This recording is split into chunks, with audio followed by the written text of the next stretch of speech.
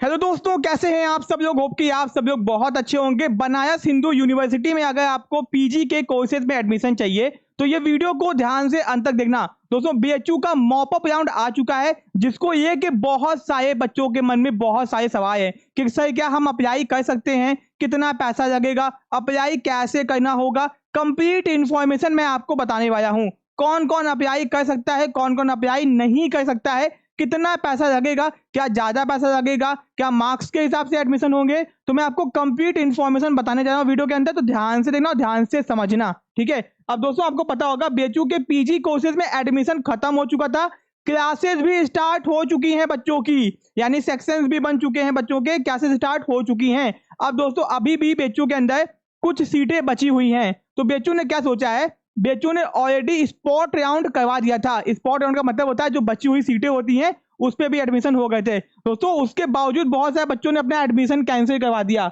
उसके बावजूद सीट बच गई। तो अब बीएचयू ने मॉप अप राउंड निकाला है। सबसे पहले तो ये समझो कि ये मॉप अप राउंड होता क्या है। यानी कि पहले बीएचयू की काउंसलिंग हुई नॉर्मल तरीके से, उसमें बच्चों ने एडमिशन लिया, फिर कुछ सीटें बच गई एंड जो बच गई उन पे स्पॉट राउंड करवा दिया, ठीक है, उनमें एडमिशन हो गया। अब दोस्तों, उसके बावजूद भी क्या हो गया, बच्चों ने एडमिशन कैंसिल करवा दिया, सीट खाली हो गई।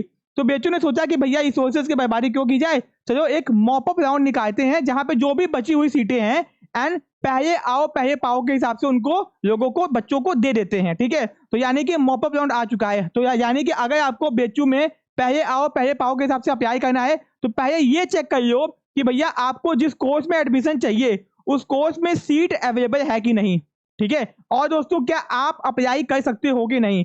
एक बात सुन लो कि अगर आपने सीयूटी पीजी का एग्जाम दिया था एंड दोस्तों आपने बीएचयू का रजिस्ट्रेशन किया था, काउंसलिंग में पार्टिसिपेट किया था, ठीक है, एंड आपको एडमिशन नहीं मिल पाया, तभी आप लोग पार्टिसिपेट कर पाओगे। अगर मान लो किसी को भैया सीट मिल चुकी थी एंड उसने फीस पेमेंट नहीं किया तो भी आप लोग पार्टिसिपेट कर पाओगे। जिसने फीस क्या बोलते हैं एडमिशन को विड्रॉ कर दिया था वो भी पार्टिसिपेट कर पाएगा। यानी कि इसके अंदर 3 कैटेगरी के बच्चे पार्टिसिपेट कर पाएंगे। वो जिन्होंने भैया बीएचयू में अपने काउंसलिंग के लिए अप्लाई किया था, क्या बोलते पार्टिसिपेट किया, उनको किसी भी राउंड में स्पॉट तक कोई भी सीट अलॉट नहीं हुई तो वो लोग अप्लाई कर सकते हैं। दूसरा, जिन्होंने भैया जिनको सीट मिल गई थी उन्होंने फीस पेमेंट नहीं किया। और तीसरा, जिनको भैया सीट मिल गई थी उन्होंने एडमिशन को विड्रॉ कर दिया, तो भैया ये सब लोग बीएचयू में अप्लाई कर सकते हैं। इनके अलावा जिन्होंने बीएचयू का काउंसलिंग में अप्लाई किया ही नहीं था वो लोग मॉपअप के अंदर अप्लाई नहीं कर सकते हैं, ठीक है। तो मैं आपको पूरी इन्फॉर्मेशन दिखाता हूं दोस्तों, तो वीडियो को ध्यान से अंदर देना।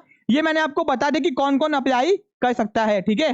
ओके, तो ये है आपकी पहले मॉपअप की सीट, ठीक है। यहाँ पे देख लो, ये भैया वो सारी सीटें हैं जहां पे भैया बताया गया है कि भैया किस कोर्सेज में कौन सी सीट बची हुई है, ठीक है। तो आपको ये पीडीएफ ओपन करना है, ठीक है, एंड आपको यहाँ पे दिख जाएगा कि किस कैटेगरी में कौन सी सीट बची हुई है, कितनी सीट बची हुई है। तो इसको देखने के बाद में ही अप्लाई करना। आंख बंद करके कोर्स में सीट ही नहीं है आपकी कैटेगरी के अंदर आपने अप्लाई कर दिया तो भैया होगा नहीं। आपकी कैटेगरी की सीट होनी चाहिए ना, ठीक है। ओके, अगर जनरल कैटेगरी की सीट है तो आप लोग अप्लाई कर सकते हो, आपको उसमें सीट मिल सकती है, ठीक है। अगर आप लोग अदर कैटेगरी के हो तो ठीक है। तो अपनी पहले कैटेगरी में सीट चेक करो कि सीट अवेलेबल है कि नहीं। यहाँ पर जैसे ध्यान दो कि master of education Vasanta college के अंदर पेड कोर्स में C2 की और C1 की जनरल की कोई सीट नहीं है। यानी अगर ये बच्चे अप्लाई करते हैं तो उनका नहीं हो पाएगा, कोई फायदा ही नहीं है। बट अगर दोस्तों यहाँ पे और भी कैटेगरी आप देख सकते हो यहाँ पे, ठीक है। यहाँ पे आप पहले चेक करोगे कि भैया आपके ये सीट अवेलेबल है कि नहीं आपके कोर्सेज में, तो ये पूरा पीडीएफ आप देख लेना। इसके बाद दोस्तों कुछ इंपॉर्टेंट इंफॉर्मेशन यहाँ पे ध्यान दो। The university has decided to free vacant seat through mop up round. University ने डिसाइड किया कि वो वैकेंट सीट को फ्री करेगी मॉपअप राउंड की वजह से। And the process which would be different from spot round, जो कि स्पॉट राउंड से बिल्कुल अलग होगा। To calculate the final vacancy of mop up round allotment with withdraw option we be disabled from the 28/8/2024 6 PM। यानी कि भैया मॉपअप राउंड जब तक नहीं हो जाता तब तक जिनका एडमिशन हो गया है उनके में से अपने एडमिशन को विड्रॉ करने का ऑप्शन हटा दिया गया होगा। यानी जिनका एडमिशन हो गया था और अपग्रेड नहीं हुआ था, रुका हुआ था, कुछ था दिक्कत, तो उनके में से विड्रॉ का ऑप्शन हटा दिया गया होगा, यानी सब में से हटा दिया गया होगा। आप लोग मतलब कि एडमिशन को विड्रॉ नहीं कर सकते जिनका हो गया था, ठीक है। ये हो गया दोस्तों। Mop up round shall be applicable for all PG courses, जितने भी पीजी कोर्सेज है सबके ये एप्लीकेबल है, चाहे वो जीडीपीआई का उसमें हो, चाहे प्रैक्टिकल हो, चाहे फिजिकल टेस्ट हो, सब में होगा। लेकिन ध्यान रखना, अगर आपके कोर्स में जीडीपीआई था, इंटरव्यू था, तो आपने उस इंटरव्यू में पार्टिसिपेट किया होना चाहिए।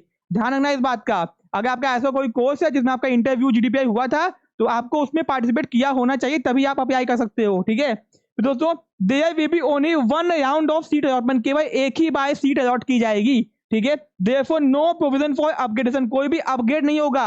मॉपअप में जिसको जो सीट मिलेगी वही लेना पाएगा, अपग्रेड नहीं होगा। ठीक है, फिर दोस्तों there will be no online registration, कोई भी ऑनलाइन रजिस्ट्रेशन नहीं होगा, सब कुछ ऑफलाइन होगा। ठीक है, the eligible candidate will have to mop up application from attach, यानी नीचे आपको एक एप्लीकेशन दिया गया है, उसको डाउनलोड कर लेना है आपको। ठीक है, ओके, एंड आपको डिपार्टमेंट में ये क्या आना है, 3 सितंबर से लेकर 4 सितंबर, बिटवीन 11 बजे से लेकर 4 बजे के बीच में, यानी 3 सितंबर से लेकर 4 सितंबर के बीच में आपको यहाँ टाइम बताया गया 11 से 4 बजे के बीच में। डॉक्यूमेंट्स अपने सारे डॉक्यूमेंट्स के साथ में, एंड वो जो आपने फॉर्म भरा उसको लेके जाके जमा कर देना है। ठीक है, साथ में दोस्तों आपको बनवानी पड़ेगी क्या बोलते हैं, डीडी। ठीक है, ये हो गया आपका, ये आपका हो गया। ठीक है, समर पोर्टल से विद एवन डॉक्यूमेंट बेचू पीजी, आपने जो रजिस्ट्रेशन किया था उसका फॉर्म, यानी आपको सारे फॉर्म जमा करने होंगे जो भी आपने भैया रजिस्ट्रेशन किया होगा, आपका जो सीयूटी एनटीए का रिजल्ट आया होगा, अपने ग्रेजुएशन के डॉक्यूमेंट, सब कुछ। ठीक है, the eligible candidate for mop up round allotment will be those who were PVC registered for, यानी कि देखो ये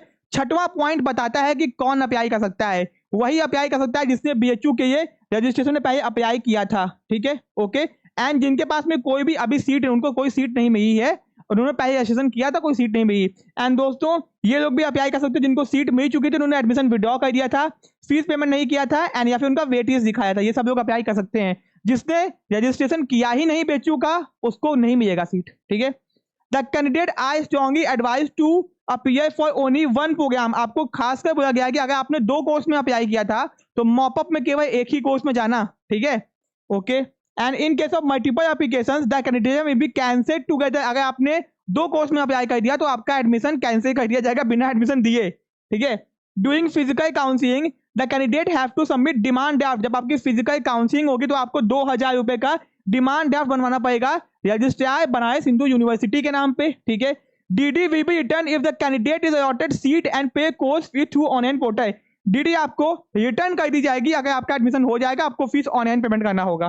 ठीक है, DD will be return if candidate is not allotted any seat, अगर आपको कोई सीट नहीं मिलती है तो आपका डीडी डिमांड ड्राफ्ट आपको वापस मिल जाएगा, जिसमें आप बैंक से वापस पैसा ले सकते हो। ठीक है, एडमिशन हो गया तो भी डीडी वापस कर देंगे, आप लोग ऑनलाइन फीस पेमेंट कर देना, नहीं होता है तो भी वापस कर देंगे। The DD will be forfeited if the candidate allotted a seat and fail to pay fee, अगर आपने एडमिशन आपको मिला, आपने एडमिशन नहीं लिया तो भैया आपका फीस पेमेंट नहीं किया तो आपका डीडी जब्त कर दिया जाएगा, फॉरफिट यानी कि जब्त हो जाएगा। ठीक है, ये हो गया।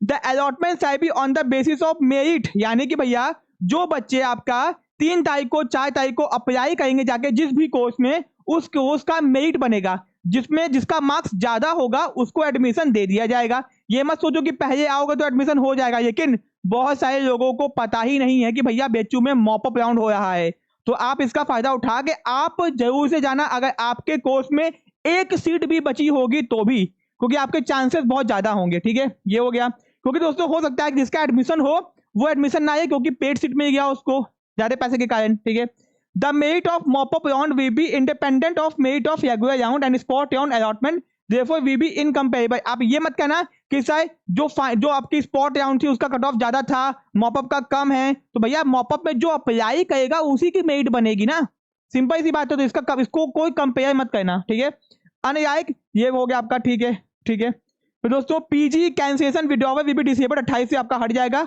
आप कैंसिल नहीं कर सकते अपना एडमिशन। डिक्लेरेशन ऑफ वैकेंसी आपका आ ही गया, 29 तारीख को आपका वैकेंसी का डिटेल आ गया, मैंने आपको दिखा भी दिया, ये वैकेंसी का डिटेल है। ठीक है दोस्तों, फिर दोस्तों फिजिकल रिपोर्टिंग आपको 3 से 4 तारीख के बीच में करनी है, 11 से 4 के बीच में। आपका मेरिट जो बनेगा वो 5 तारीख को दिखाया जाएगा, 5 सितंबर को टीचर्स डे के दिन 2 बजे तक।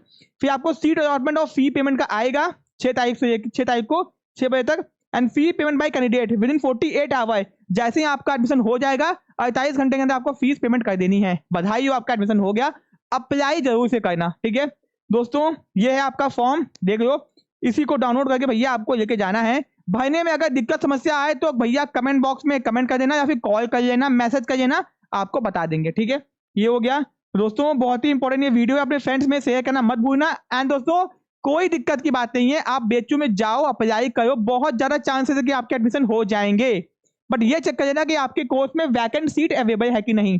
एंड ऐसी अपडेट्स और इंफॉर्मेशन के लिए चैनल को सब्सक्राइब करके रखना, क्योंकि आज कल परसों हम लोग आपके साथ में रहेंगे हमेशा ऐसे अपडेट्स इन्फॉर्मेशन के लिए, जिससे आपकी भी नॉलेज बढ़ती है। मिलते हैं अपने नेक्स्ट पार्ट में। Thank you so much.